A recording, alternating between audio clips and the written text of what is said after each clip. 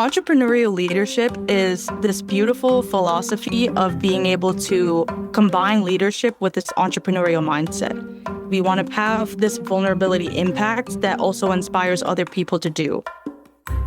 The world's biggest problems aren't waiting, and neither are the people solving them. Hi, I'm Kara Baskin, and welcome to our podcast, From Problems to Possibilities, Entrepreneurial Leadership in Action, presented by Babson College. Are you like me? Do you see a problem that feels impossible to solve? Don't despair. In this podcast, there's hope. We'll pose a problem, enlist visionaries within the Babson community and beyond, and explore possible solutions. There's a lot we're going to learn right now as we go from problems to possibilities. So far, we've taken on major challenges: mental health, food insecurity, and foster care. Now comes a pivot to a problem that's smaller in size, but big enough in frustration to inspire an entrepreneurial leader. Hi, I'm Jolie Wyatt, founder of If the Shoe Fits. For Jolie, it began with a simple nagging problem. Jolie has a size 12 foot, and finding stylish shoes that fit was nearly impossible.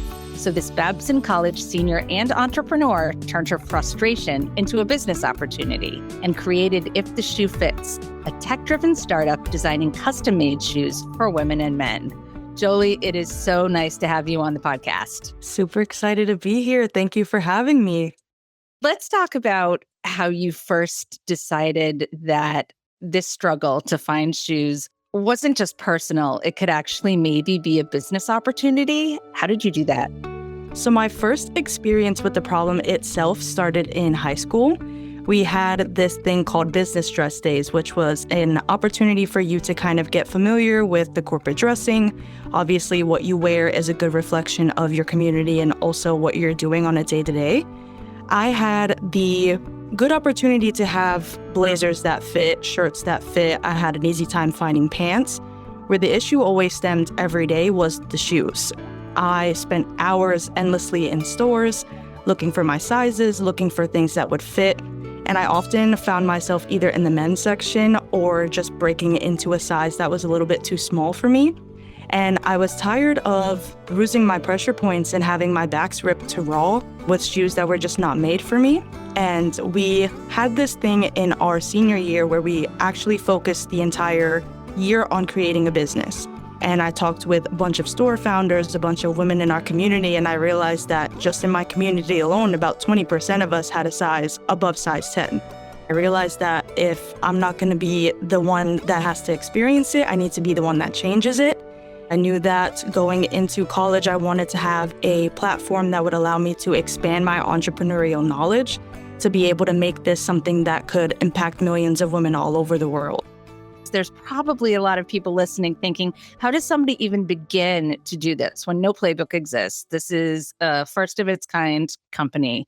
You mentioned mentorship, which is important, but actually, how do you know what the right components are to launch a business where no such business exists? Utilizing failures as an opportunity to keep moving was most helpful for me. We went through a bunch of stages where we tried certain things and tested it with our market to see if it was something that would stick with them. And had I not gone through those failures, we would have never landed on this technology piece. So being able to kind of move through stages where we see that something's not working, and that's okay, and we keep moving from there, kind of helps to build that momentum to getting to the point where you can land on one thing that's very beneficial. You have said that you had a chronic or have a chronic skin condition when you were growing up, and that gave you people superpowers. Can you talk a little bit about that and how perhaps that has shaped the way you lead? I suffer from something called HS, which stands for hidradenitis suppurativa, and is ultimately an overproduction of tumor cells in your body. It can be affected by stress and other factors, but I like to think of my chronic illness as a momentum for me being what I like to call a chronic boss. Managing a chronic illness kind of forces you to do things that you might not need to do on a daily basis. I find myself managing my stress, managing how much I'm able to take on. Knowing my bandwidth is probably something that I challenged myself the most with as someone that likes to go, do a lot. Every day you wake up with a different set of energy depending on what's going on in the day. So I like to manage my energy, but on top of that, it gives you what I like to call superpowers. I've learned to manage my schedule a little bit more. And I think that having a chronic illness gives you this beautiful lens and empathetic approach when you're speaking to people that kind of make people more open to talk to you. How do you do it? Are you just super efficient? Do you schedule ruthlessly? Do you block off downtime to think and create and iterate? What is your strategy? What I like to do is before bed every day, I like to think about what are the things that I want to do for tomorrow.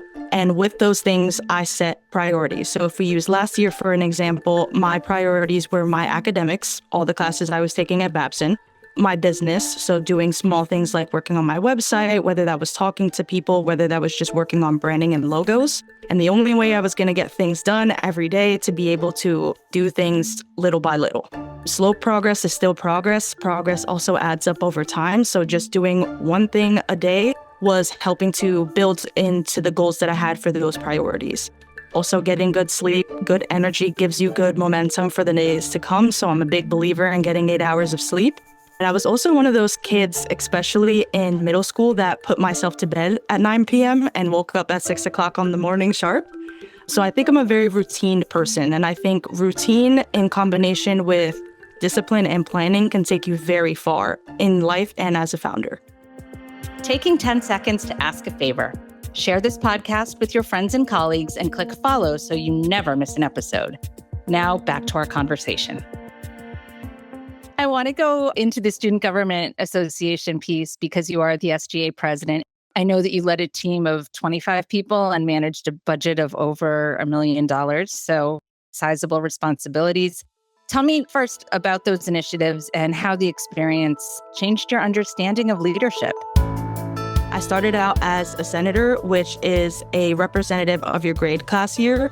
Your goal is to just talk to students on campus, kind of be the liaison between the admin and the students on campus.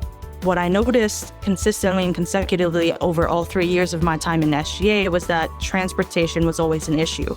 We are marketed as being 15 minutes away from campus, but in reality, with traffic, it can be anywhere from 30 to 45 minutes.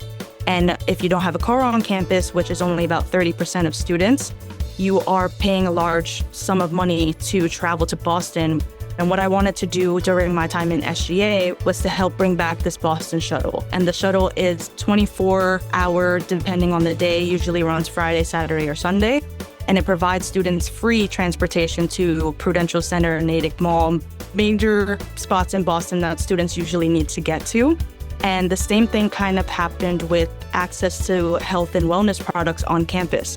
We do have this beautiful space on campus where students can come and get products if they need it.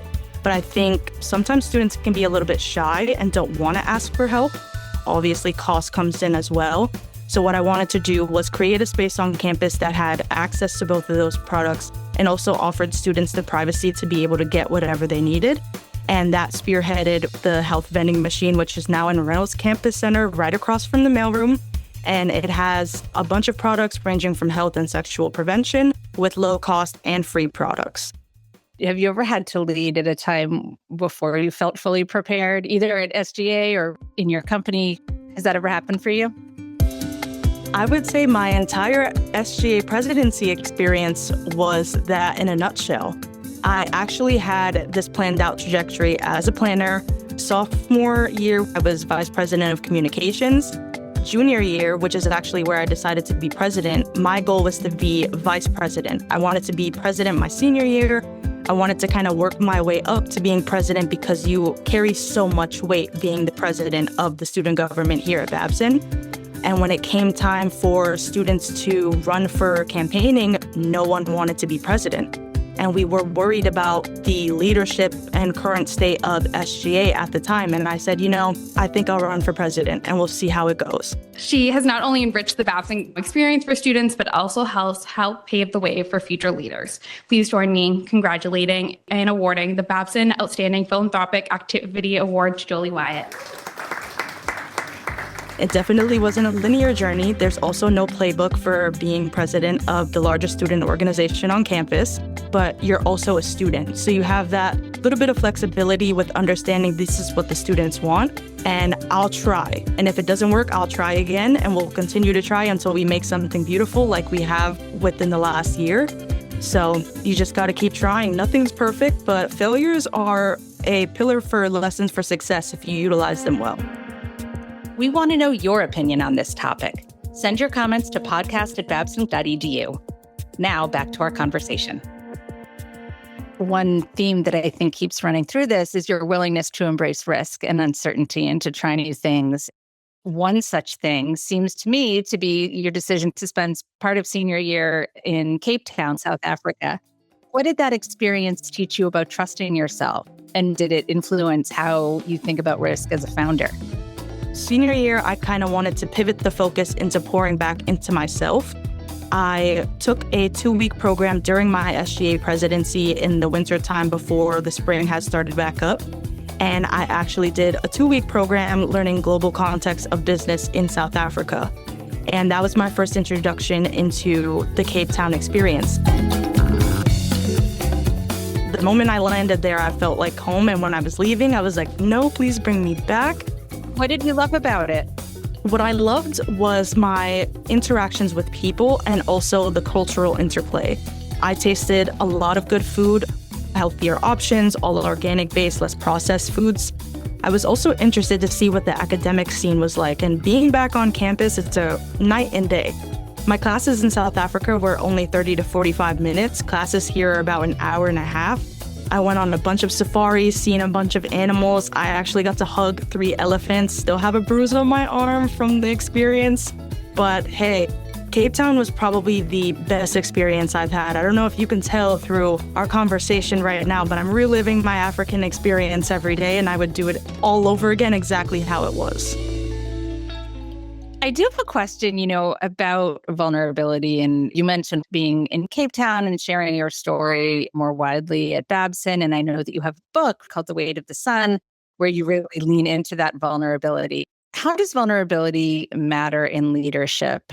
How do you think that it makes people respond to you, or what sort of responses might it elicit in both potential customers, but also people who you're leading or working alongside? I think vulnerability is an opportunity for you to kind of create a space where people don't feel like they have to be someone that they're not. They can feel themselves through you. And I noticed that people started to gravitate with me in my freshman year just by being so open. And that's how I like to push out my idea with If the Shoe Fits as a founder. You have so many people who share the same relation with my feet are kind of chubby or they're kind of narrow and the shoes are hurting me.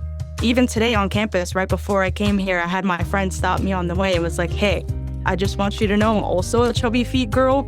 And it makes me feel really seen that you're not only being vulnerable in the fact that this is something that you've experienced, but you see me where I am too.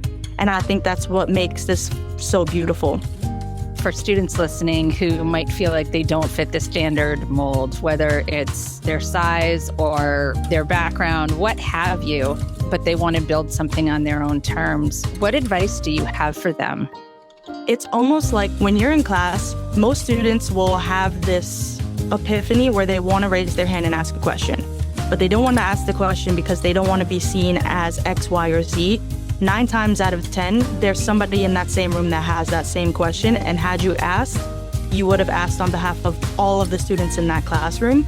So what we're doing is almost implying that same kind of philosophy. We want to be those people that are talking about it and allowing other people to also join the conversation. Bottom line, how does entrepreneurial leadership help people feel seen, understood, and empowered? Entrepreneurial leadership is this beautiful philosophy of being able to combine leadership with this entrepreneurial mindset. And the leadership style that I like to have is transformative. We want to be able to have this vulnerability impact that also inspires other people to do. I want to light a fire under somebody else the same way somebody lit a fire under me. There's no playbook for life. You just have to try. like our class motto for the class of 2026 for Babson, if you never try, you never win. So go out there, give it a shot. You'll never know what happens if you don't shoot your shot from half court. You got to try. We can't let you leave without making sure that people know, where can they get your amazing shoes? Right now, we are direct to consumer. Our shopping website is iftheshoefits.co. We are also utilizing our Instagram platform to showcase and offer the community an opportunity to get in with the designs. All of our socials are iftheshoefits.co, and we invite you to be part of the community. Thank you so much. Next, you have to do pants for super short people. Oh, yes. There will be an expansion line for sure. Thank you so much. It was a pleasure to chat. Thank you again so much for having me. The conversation doesn't end here. Share your comments at podcast@babson.edu.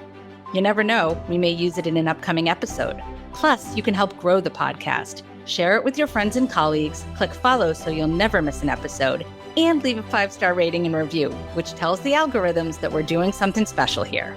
Thanks for listening to From Problems to Possibilities, Entrepreneurial Leadership in Action, presented by Babson College. I'm Kara Baskin. See you next time.